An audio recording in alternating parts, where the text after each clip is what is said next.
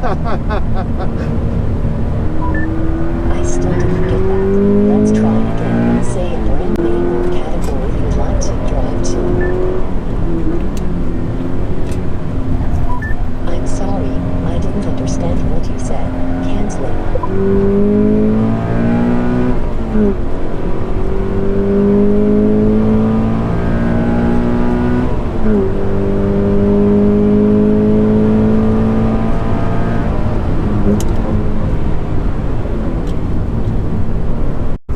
What's going on, guys? We are done our very first track event in the 2020 BRZ today, and let me tell you, what a riot. This car never ceases to amaze me in stock form, nonetheless. So, as I mentioned earlier, Ontario Time Attack was happening. I've competed in it before. This year, however, I've got so many things going on, and truthfully, the car's still bone stock. I don't really want to compete in stock form. Like, I'm literally running the stock tires. So, because I believe in the organization, it's a not-for-profit organization. It is a collective group of automobile enthusiasts, die-hard racers that keep this group running. And without them, we wouldn't have this organization. So, whenever there's a call-out for volunteers, I just raise my hand. Let's get this done. And the beauty is, the trade-off in volunteering my time, I get free lapping in the morning. Hey, hey! Not a bad trade-off at all. Free lapping morning in exchange for marshalling duties in the afternoon. I will certainly take that. So, how did the BRZ do? Amazing. In stock form, this is a very difficult chassis to beat. I want to emphasize, this is 100% stock. This is a Sportec RS. So it comes equipped with performance pack, suspension, and the Brembo brakes, but we are running stock wheels with the stock Prius tires, and let me tell you, they actually held up a lot better than I anticipated. I was truthfully thinking the worst. I was like, these things are going to get greasy, they're going to fall off super quick, I'm going to be drifting all over the place, and I was impressed. They actually maintained adhesion quite well. 3 or 4 hot laps, they were still, predictable. I don't want to say grippy, but they were still pretty predictable. And they didn't fall off after 2 hot laps, after 1 hot lap. And the brakes, these factory Brembos, I remember tracking my FRSs in the past on the factory brakes, and after a couple of hot laps, the pedal would get squishy, and you would start to really, lose that initial bite. And truth of the matter is, at points, it would get kind of sketchy. You would really need to predict your, almost pre-predict your braking distance, because if you weren't cautious, you would just end up either off track or in the back of somebody.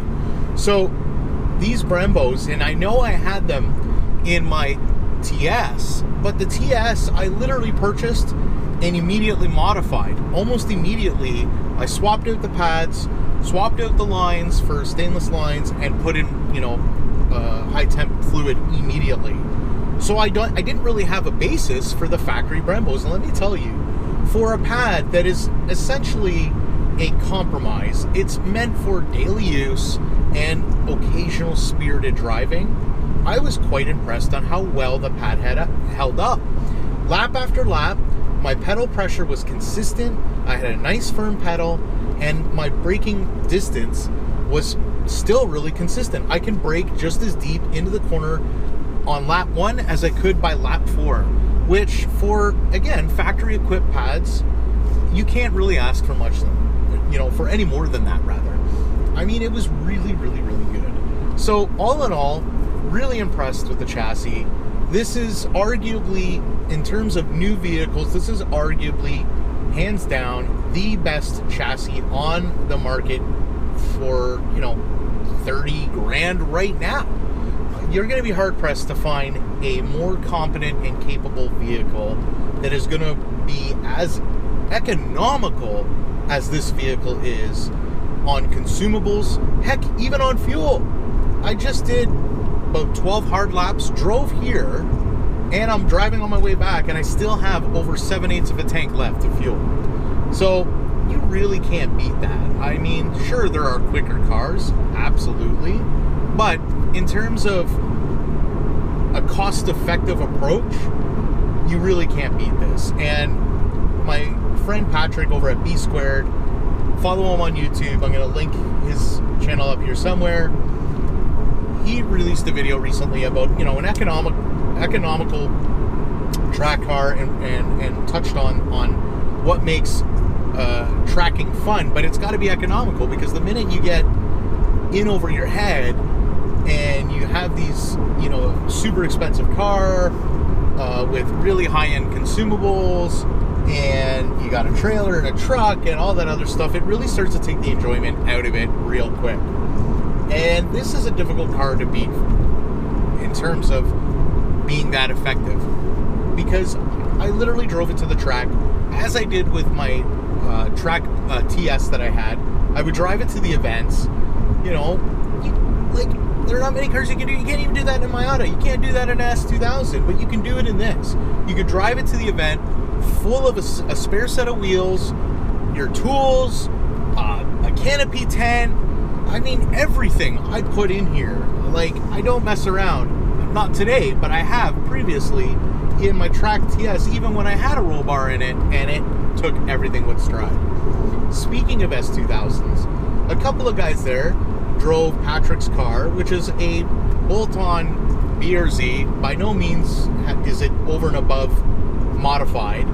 And one guy drove a Civic, another guy S2000, and they were both impressed, really impressed, and contemplating about buying one of these because they're so inexpensive on the used market right now. There's a plethora of parts, and for example, like Jeremy that's got the S2000, he just dropped a valve. He's in the process of rebuilding that right now. He's not sure he wants to track it ever again because how expensive S2000s are becoming and have become. He's like, I don't really want to subject my car to any further abuse or potentially wreck it because they're just so expensive right now. I mean, I owned two S2000s, so I'm familiar with the S2000 tax. But now, I couldn't even imagine tracking an S2000. Yeah, this car is brand new. I literally have less than 5,000 kilometers on the clock, or 3,000 miles. And sure, I feel a little bit guilty bringing this thing to the ragged edge, but I certainly don't feel as bad as I would with like an S2000 or an NSX or something of that nature that is super rare these days and only going up and appreciating in value. So again, this chassis becomes a very interesting and viable option for anybody with these cars that are appreciating in value. You don't want to subject them to any further abuse or the potential of throwing them in a wall. You buy one of these, it's a similar platform, front engine, rear drive, not mid-engine, but whatever. And again, dynamically, you have a very similar car. So, and the guy in the Civic, he thought the same thing. He was like, damn, this is what I've been missing? So, he's contemplating about buying one of these to beat the value in this car. From my marshalling duties, just sitting out at turn 8 at Toronto Motorsports Park, which is a very technical track, very hard on brakes, and a lot of tight corners. It's when you see every car coming through the corners as I'm marshalling, it's crazy how flat these cars are. 8.6s in stock suspension, yeah, of course, like any other car they roll, but it's a very neutral roll. Like, it's a very predictable roll in the car. That center of gravity is really, really, really obvious in these cars when they corner and how flat they corner.